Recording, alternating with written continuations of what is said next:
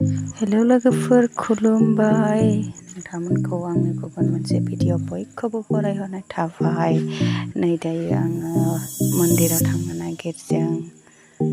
ओंखारनानै भिडिअखौ मोजां मोनोब्ला नायलांबाय थादो लोगोफोर थांदिनि।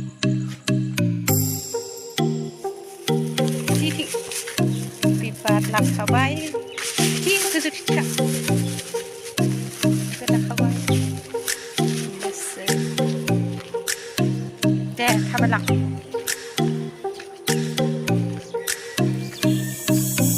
थांगासिनो मन्दिराव थांबाय थानाय।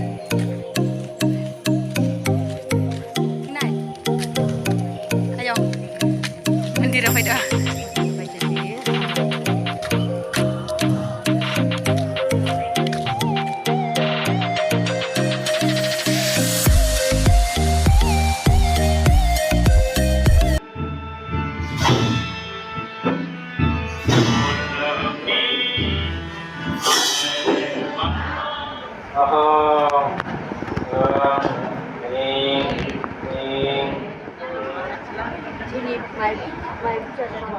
मोनबोथाम जादों आरो मानसिफोरखौ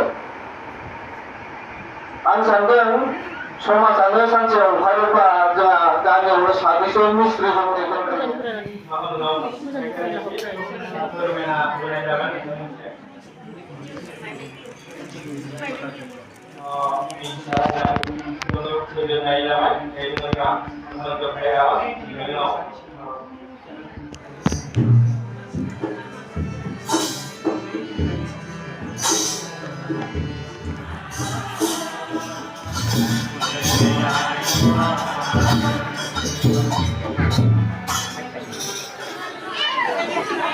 जोब्बाय दायो आर'जआ जोबनानै दायो जना दं।